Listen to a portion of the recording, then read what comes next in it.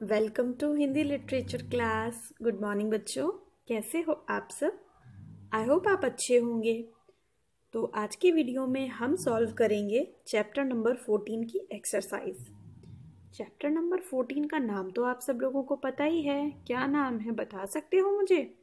कुछ बच्चे बता सकते हैं और कुछ बच्चे बोल रहे हैं कि हमको याद नहीं है। It's a very bad thing, है ना। आपको चैप्टर का नाम पता होना चाहिए। तो चैप्टर का नाम क्या है?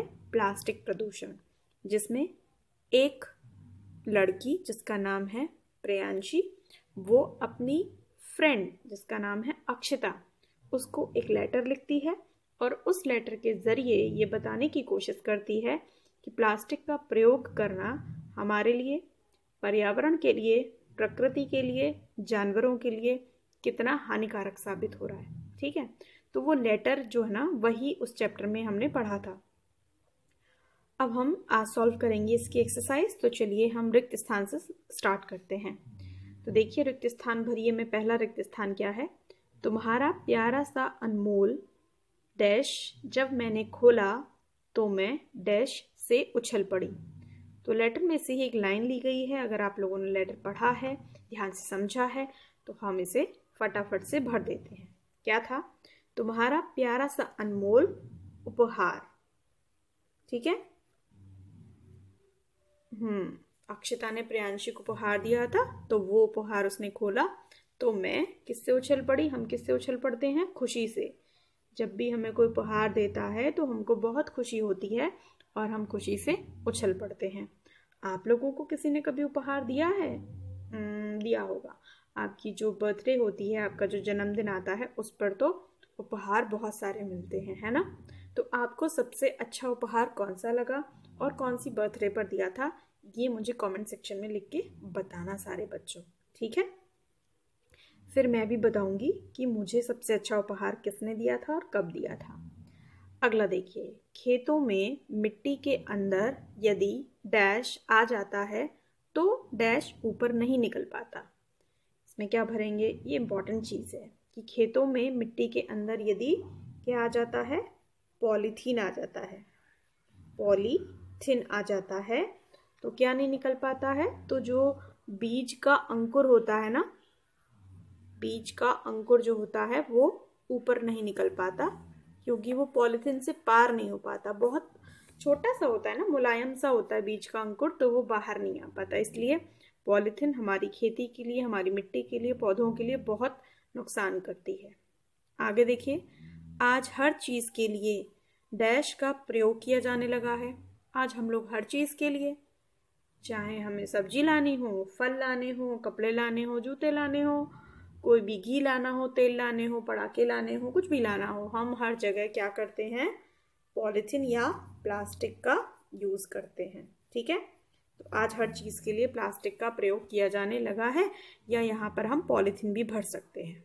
ठीक, क्योंकि पॉलीथीन बनती किससे है? प्लास्टिक से ही बनती है। फोर्थ देखिए, जरा सी, छोटी सी, थोड़ी सी डैश से हमें प्लास्टिक की समस्या से छुटकारा मिल सकता है। देखिए, छुटकारा चाहिए तो सबसे पहले तो ये मानना पड़ेगा कि प्लास्टिक एक समस्या है। अभी जो स्थिति है उसको देखकर तो लगता नहीं है। लोग आंखें बंद करके प्लास्टिक का यूज करते हैं, उनको कोई फर्क नहीं पड़ता कि प्लास्टिक हमारे पर्यावरण के लिए कितनी नुकसानजनक साबित हो रही है। ठीक है ना। तो केवल ये चैप्टर पढ़ने से और इनके रिक्त स्थान भरने से, प्रश्न उत्तरों को लिखने से nothing is going to be changed. ठीक, उसके लिए आगे आना पड़ेगा, जागरूक होना पड़ेगा और कुछ काम ऐसे करने पड़ेंगे जिससे कि प्लास्टिक का प्रयोग कम हो। तो जरा सी जागरूकता, या कह सकते हैं सावधानी, थोड़ा सा सावधान रहने की जरूरत है। तो उस सावधानी का प्रयोग अगर हम करेंगे तो प्लास्टिक की समस्या से छुटकारा मिल सकता है। बातें करने से कभी किसी समस्या से छुटकारा नहीं मिलता है। ठीक है, तो ये हो गए आपके रिक्त स्थान, इन्हें आप लिख सकते हैं, भर सकते हैं। अब चलते हैं हम सही और गलत पर। चलिए, सही कथन पर सही का और गलत कथन पर गलत का निशान लगाना है। सही कथन और गलत कथन जो है वो पढ़िए। प्रियांशी ने अक्षिता को पॉलीथीन का प्रयोग करने को कहा था। प्रियांशी जो थी उसने लेटर लिखा था और उसने अपनी फ्रेंड अक्षता को लिखा था और उस लेटर में क्या ये कहा था कि प्लास्टिक का प्रयोग या पॉलीथीन का प्रयोग करना बहुत अच्छी बात है, इसे जारी रखो? नहीं, उसने मना किया था। तो इसलिए ये सेंटेंस जो है वो गलत है। प्लास्टिक के प्रयोग से हानियां होती हैं, और क्या, फायदा थोड़ी होता है। प्लास्टिक के प्रयोग से सुविधा जरूर होती है लेकिन फायदा नहीं होता, उससे हानियां होती हैं। ठीक है, तो ये सही है। प्लास्टिक के कारखाने जो हैं जहाँ पर प्लास्टिक बनती है, बनाई जाती है, वो प्रदूषण फैलाते हैं बहुत ज़्यादा। प्लास्टिक के कारखानों के आसपास इतना प्रदूषण होता है कि आप और हम तो वहाँ रह भी नहीं सकते हैं। तो बहुत प्रदूषण फैलाते हैं, ये बिल्कुल सही है। मनुष्य की स्वार्थी प्रवृत्ति, मतलब नेचर, टेंडेंसी, कुछ भी, इसकी इंग्लिश कुछ भी हो सकती है, उससे क्या हो रहा है, निर्दोष जीव जंतुओं पर कोई प्रभाव नहीं पड़ रहा है। बिल्कुल पड़ता है। अगर मनुष्य स्वार्थी है, वो कहता है कि हवा मेरी है, किसी और की नहीं है, पानी मेरा है, किसी और का नहीं है, मिट्टी मेरी है, किसी और की नहीं है, तो इससे जो दूसरे जीव जंतु हैं, जो जानवर हैं, जो पक्षी हैं, जो कीड़े हैं, जो जल में रहने वाले जीव जंतु हैं, उन सब पर प्रभाव पड़ता है। तो इसलिए हमें स्वार्थी नहीं होना चाहिए। तो इसलिए ये जो सेंटेंस है ये तो रॉन्ग है। ठीक है, तो अब आप देख लीजिए, हमने राइट रॉन्ग पता कर लिए हैं। अब आप लिख सकते हैं और समझ सकते हैं। ठीक है, आते हैं अगले प्रश्न पर। अगला प्रश्न क्या है, नीचे लिखे प्रश्नों के उत्तर दीजिए। 3 प्रश्न हैं, उनके उत्तर देने हैं। सबसे पहले प्रश्न पढ़ लेते हैं। देखिए, पत्र किसने, कब, कहाँ से और किसके बारे में लिखा है? इसका आंसर तो ऊपर ही है कि पत्र किसने लिखा है, प्रियांशी ने लिखा है। किसको लिखा है, अक्षता को लिखा है।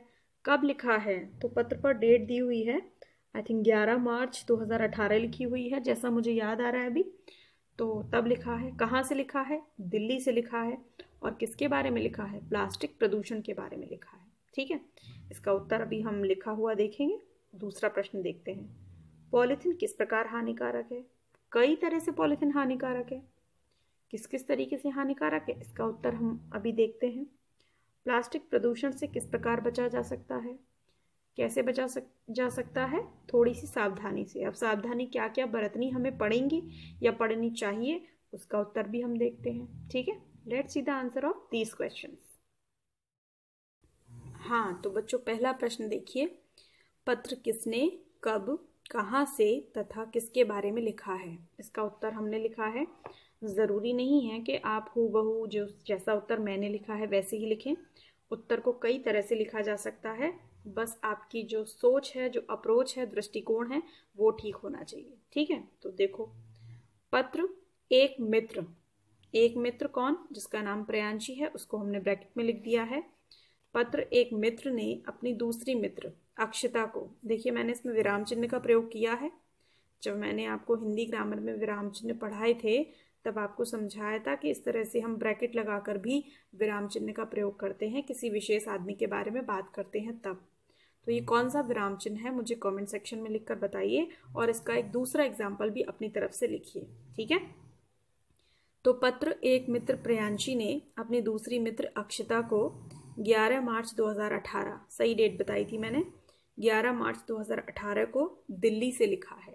कहाँ से लिखा है, दिल्ली से। और किसके बारे में लिखा है, इसका भी उत्तर हमें देना है, तो देते हैं।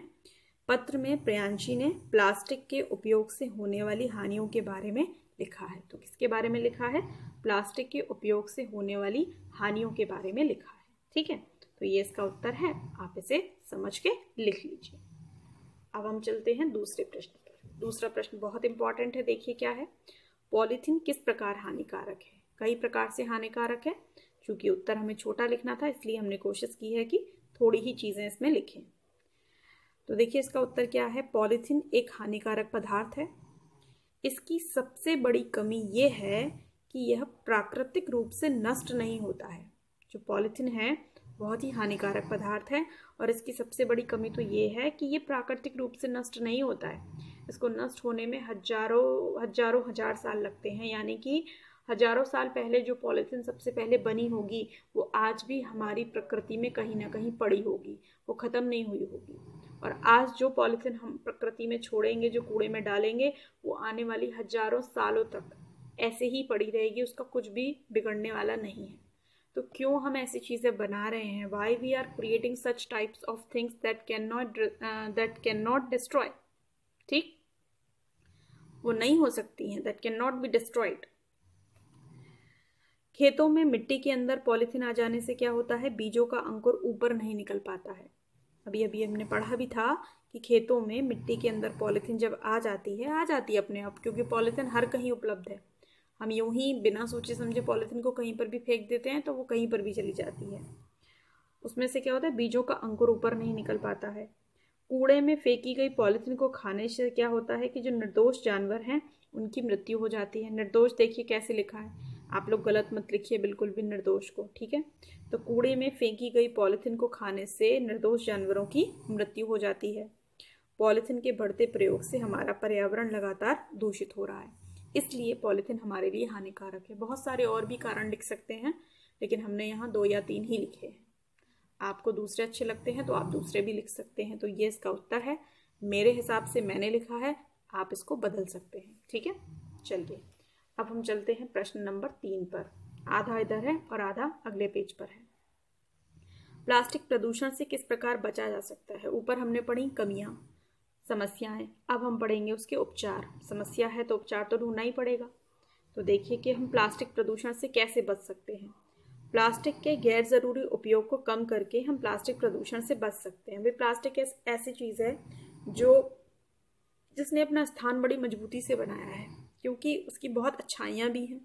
ऐसी बात नहीं है कि वो हानिकारक ही है, अच्छाइयाँ भी हैं। हमारे जीवन को उसने बहुत सुविधाजनक भी बना दिया है। लेकिन जब किसी चीज़ का आवश्यकता से अधिक इस्तेमाल होने लगता है और ऐसी चीज़ का जो नष्ट नहीं हो सकती है, तो दिक्कत आनी शुरू हो जाती है। और वही दिक्कत का अब हम सामना कर रहे हैं।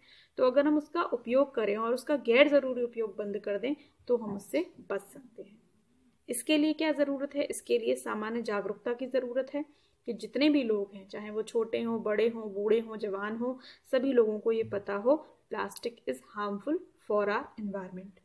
एवं कानूनी प्रतिबंधों की आवश्यकता है। जो लोग नहीं समझते हैं, पढ़े लिखे नहीं हैं, जिद्दी हैं, अनपढ़ हैं, गंवार हैं, उनके लिए कानूनी प्रतिबंध लगे कि अगर उन्होंने इस जगह पर, इस समय पर, इस स्थिति में प्लास्टिक उपयोग की तो उनको जुर्माना देना पड़ेगा या उनको जेल जाना पड़ेगा। इससे बचने के लिए कुछ सावधानियां इस प्रकार हैं। कुछ सावधानियां हम बरत सकते हैं। पहली सावधानी जो हमेशा बरतनी चाहिए, क्या कि बाजार जाते समय हमेशा अपने साथ कपड़े का थैला रखें, जिससे कि अगर हमें बाजार से कोई भी सामान खरीद के लाना है तो हम घर में एक अननेसेसरी एक्स्ट्रा पॉलीथीन ना लाएं, ठीक है। ये पहली जागरूकता जो आप सभी फॉलो करने वाले हैं। बताइए कि हमें क्या करना है। हमें बाजार जाते समय हमेशा अपने साथ क्या करना है, एक कपड़े का थैला रखना है, ठीक है। आपकी जिम्मेदारी है, नोबडी इज वॉचिंग यू, कोई नहीं देख रहा आपको कि आप क्या कर रहे हैं अपनी लाइफ में। इसलिए ये मत सोचिए कि आप किसी को दिखाने के लिए ये कर रहे हैं या आपको कोई इनाम देगा। आपको अपने लिए करना है, अपनी खुशी के लिए करना है, अपने नेचर के लिए करना है, ठीक है। अब हम चलते हैं दूसरे पॉइंट्स पर। देखिए दूसरा पॉइंट क्या है, तरल पदार्थों को, तरल पदार्थ मतलब जो लिक्विड चीज़ें हैं, उनको बाजार से लाने के लिए क्या करना है। जैसे कि आप पटाखे खरीदने जाते हैं तो पानी किस में लाएंगे, आप घी खरीदने जाते हैं तो घी किस में लाएंगे, आप दूध खरीदने जाते हैं तो दूध किस में लाएंगे, आप कचौड़ियाँ लाते हैं, समोसे लाते हैं तो चटनी किस में लाएंगे। तो जो तरल पदार्थ हैं, लिक्विड पदार्थ हैं, उनको बाजार से लाने के लिए घर से स्टील का बर्तन साथ लेकर जाएं। क्या दिक्कत क्या है, एक कपड़े का थैला लें, उसमें एक छोटा सा स्टील का कटोरदान रखें और उसमें जो भी चीज़ें लानी है आप उसको ले आएँ। ज़्यादा सामान लाना है तो बड़ा डोलची ले जाएं। घर में हजारों चीज़ें होती हैं इस तरीके, नहीं सॉरी ज़्यादा बोल दिया मैंने, घर में काफ़ी चीज़ें होती हैं इस तरीके की जिनमें आप तरल पदार्थ भर के ला सकते हैं, ठीक है। तीसरी चीज़, सिंगल यूज़ प्लास्टिक का उपयोग पूरी तरह से बंद करें। सिंगल यूज़ प्लास्टिक क्या होती है, जिसको आप एक बार यूज़ करते हैं और फेंक देते हैं। जैसे पानी की बोतल या कोल्ड ड्रिंक की बोतल खरीदते हैं, पीते हैं, फेंक देते हैं। या फिर जो शादियों में पानी के ग्लास इस्तेमाल होते हैं प्लास्टिक के, वो पानी पिया। अगर हम शादी में गए और हमने 10 बार पानी पिया तो 10 प्लास्टिक के ग्लास फेंक दिए। या हमारे घर में जो कब कोई पार्टी होती है, फंक्शन होता है, तो डिस्पोजेबल बर्तन आते हैं ना प्लास्टिक के, प्लास्टिक की चम्मच, प्लास्टिक की प्लेट, प्लास्टिक की कटोरियाँ, प्लास्टिक के ग्लास, ये सारी चीज़ें बहुत बेकार हैं। क्योंकि एक तो हेल्थ के लिए भी बहुत बेकार है और दूसरा आप एक बार खाएंगे और फेंक देंगे, फिर दोबारा खाएंगे फिर फेंक देंगे, तो अननेसेसरी बहुत सारा प्लास्टिक का कचरा जो है ना वो बहुत इकट्ठा हो जाता है। नहीं तो आप किसी दावत के बाद वहाँ पर जाकर देख लीजिए, जिस दिन दावत में जाते हैं उस दिन तो बड़ा साफ सुथरा और सुंदर सुंदर फूलों से सजा हुआ महकता हुआ जगह दिखाई देती है। उसके अगले दिन जाकर देखो वही जगह इतनी गंदी और कूड़े से भरी हुई दिखाई देती है कि लगता है कि ये तो जानवर कर सकते हैं, इंसान तो नहीं कर सकते। तो जो सिंगल यूज़ प्लास्टिक है उसको कम करो, ठीक है। चौथा, घर में जो बेकार पड़ी प्लास्टिक है उन चीज़ों को रीयूज़ करो या फिर उन्हें रिसाइकिल करो। घर में कोई कुर्सी टूट गई है तो उसे आप कुछ और बना लीजिए, घर में कोई कप टूट गया है उसे आप कुछ और बना लीजिए, उसे पेन स्टैंड बना लीजिए, ठीक है। ये नहीं कि कोई भी चीज़ जरा बहुत टूट गई और उसे उठा के फेंक दिया। रोज़ाना देखिए हमारे पेन खाली हो जाते हैं तो हम फेंक देते हैं, दूसरा ले आते हैं। तो उसे रिफिलिंग करा लीजिए, उसे मत फेंकिए क्योंकि आप प्लास्टिक फेंक रहे हैं, है ना। बहुत सारी ऐसी छोटी छोटी चीज़ें जो हैं वो हमारे घर में यूं ही इस्तेमाल हो जाती हैं, ठीक, और हम यूं ही उनको फेंक देते हैं और रिसाइकिल करने के लिए डालते हैं। रिसाइकिल के लिए क्या करना पड़ेगा कि जो आपके घर में कबाड़ी वाले अंकल आते हैं उन्हें आप दे दीजिए, वो किसी फैक्ट्री में दे देंगे जो रिसाइकिल करने वाली फैक्ट्रियाँ होती हैं। तो वो चीज़ जो फैक्ट्री में जाएगी तो वो कोई नई चीज़ बनकर आ जाएगी बजाय उसको सड़क पर फेंकने के। तो सड़क पर यहाँ वहाँ प्लास्टिक ना फेंक कर कबाड़ी वाले को बेचें, ठीक है। सड़क पर यहाँ वहाँ छोटा मोटा प्लास्टिक है तो हम सोचते हैं कि क्या 2-3 रुपए की प्लास्टिक कबाड़ी वाले को देंगे, इससे अच्छा फेंक दो। फेंकना इज़ नॉट अ सोल्यूशन, ठीक है। फेंकने में आप क्या कर रहे हैं, समस्या को और बढ़ा रहे हैं। आपको बढ़ानी तो नहीं है, आपको घटानी है। तो प्लास्टिक को यहाँ वहाँ ना फेंकें। जो भी प्लास्टिक है, ज़्यादा है कम है, इससे आपको कोई फ़र्क ही नहीं पड़ना चाहिए। आप लें, इकट्ठा करें और उसको कबाड़ी वाले को बेच दें। और छठवीं चीज़ जो मैंने लिखी है कि प्लास्टिक के नए नए विकल्पों को अपनाएं। जैसे कि आप टूथब्रश है इस्तेमाल करते हैं, 15, 20, 30, 25 दिन में ख़राब हो जाता है, फेंक देते हैं, नया ले आते हैं। तो पूरे अगर आप उम्र की बात करें अपने, अभी आप तो कितने साल के हैं, 10, 12, 13, 14 साल के होंगे, तो आप कितने ब्रशेस का इस्तेमाल कर चुके होंगे अब तक, काउंट किया है आपने। और उन ब्रश का क्या होता है, कुछ नहीं, जस्ट कूड़े में फेंक जाते हैं ना। तो ऐसी चीज़ों के लिए आप लकड़ी के ब्रश का इस्तेमाल कर लीजिए, बाजार में आते हैं, ठीक है। कंटेनर्स का यूज़ कीजिए बजाय प्लास्टिक के बैग्स के यूज़ करने के। ग्लास के कंटेनर्स होते हैं, बॉक्स होते हैं, उनका यूज़ कीजिए। मतलब प्लास्टिक की चीज़ों को देखो, सबसे पहले तो खरीदो कम। कोशिश करो कि बाजार जाओ, प्लास्टिक के लंच बॉक्स ना लाओ, प्लास्टिक की बॉटल्स मत लाओ, प्लास्टिक की चम्मचें मत लाओ। प्लास्टिक अट्रैक्ट करती है क्योंकि कलरफुल होती है, लेकिन उतनी ही ज़्यादा अनहेल्दी होती है। फ्रिज में जो बॉटल्स रखी होती हैं पानी की, वो भी प्लास्टिक की होती हैं। तो ऐसी चीज़ें मत खरीदो जो बार बार टूटेंगी, जिन्हें बार बार खरीदना पड़ेगा। बेकार हैं ये चीज़ें, ठीक है। जहाँ विकल्प नहीं है वहाँ तो मजबूरी है प्लास्टिक का ही प्रयोग करना है हमें, लेकिन जहाँ विकल्प है वहाँ प्लास्टिक मत खरीदें। ये हमारी आपकी सभी की जिम्मेदारी बनती है। और जो अपनी जिम्मेदारी नहीं निभा रहा है उसको ऐसे करने दीजिए। सभी लोग अपनी जिम्मेदारी नहीं निभाएंगे तो क्या होगा, हमारी प्रकृति रहने लायक ही नहीं बचेगी, हमारा पर्यावरण बेकार हो जाएगा। तो अगर कोई अपनी जिम्मेदारी नहीं निभा रहा तो इसका मतलब ये भी नहीं है कि हम भी ना निभाएं। हमें तो कुछ करना चाहिए क्योंकि हम स्टूडेंट्स हैं और स्टूडेंट्स की ही प्राइमरली रिस्पॉन्सिबिलिटी बनती है कि अगर कोई प्रॉब्लम है तो वो उसका हल ढूंढें, वो समस्या को सॉल्व करें, बजाय ये देख के कि मेरे पापा या मम्मी इस समस्या को सॉल्व करने में अपनी भूमिका निभा रहे हैं या नहीं निभा रहे हैं, ठीक है। ज़रूरी नहीं है कि पेरेंट्स नहीं निभा रहे तो हम भी ना निभाएं, हमारे ग्रैंड पेरेंट्स नहीं निभा रहे तो हम भी ना निभाएं, हमारे पड़ोसी नहीं निभा रहे तो हम भी नहीं निभाएं। नहीं, वो नहीं निभा रहे, उनकी मर्जी। हम पढ़ रहे हैं, हमको समझ में आ रहा है, हमको निभानी है, ये हमारा काम है, ठीक है। तो ये इसके आंसर हैं, लेकिन आंसर इसलिए नहीं लिखे जा रहे हैं कि आपको जस्ट एग्जाम देने हैं। आंसर इसलिए लिखे जा रहे हैं कि आंसर को बनाते हुए, लिखते हुए, पढ़ते हुए, सुनते हुए कुछ चेंजेस आप अपने अंदर कर सकें, ठीक है। तो अब हम इसी के साथ आगे बढ़ते हैं। ये आंसर्स अब आप लोग लिख लीजिए, ठीक। चलिए बच्चों, बात करते हैं ग्रामर पोर्शन की, भाषा की बात। इसमें हमें कुछ व्याकरण से संबंधित एक्सरसाइज दी होती हैं, वो हमें सॉल्व करनी है। पहली एक्सरसाइज देखिए, नीचे दिए गए विशेष्यों के लिए उचित विशेषण लिखिए। देखिए, विशेष्य क्या होते हैं, जो संज्ञा होती हैं जिनकी विशेषता बताई जाती है उसे विशेष्य कहते हैं। और जिन शब्दों के प्रयोग से उनकी विशेषता बताते हैं उन शब्दों को विशेषण कहते हैं। जैसे उपहार, ये विशेष्य है। अब कैसा उपहार, सुंदर उपहार, ठीक है। तो हमने यहाँ विशेषण भर दिया सुंदर। आप कुछ और अच्छा लग रहा है, आप कुछ और भर सकते हो। नुकसान, कैसा नुकसान, भारी नुकसान, भारी मतलब ज्यादा नुकसान, ठीक है। पशु पक्षी, कैसे, निर्दोष पशु पक्षी, पशु पक्षियों का क्या दोष है, तो हमने लगा दिया उनकी विशेषता क्या है, वो निर्दोष है। स्वास्थ्य है, अच्छा स्वास्थ्य है, कैसा स्वास्थ्य है, अच्छा स्वास्थ्य है, ठीक है। कदम,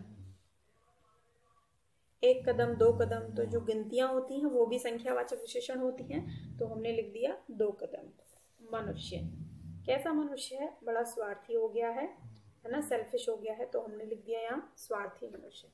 वातावरण, कैसा वातावरण चाहिए हमको? शांत वातावरण चाहिए, स्वच्छ वातावरण चाहिए। ठीक है, तो कोई सा भी भर दीजिए। गाय, कैसी गाय? दुधारू गाय, यानी कि दूध देने वाली गाय। पालतू गाय, कुछ भी लिख दीजिए। तो इस तरह से जो भी विशेषण होंगे वो आप इसमें लिख देंगे। मैंने ये लिखे हैं, आप कुछ और लिख दीजिएगा। ठीक है, चलो आगे चलते हैं।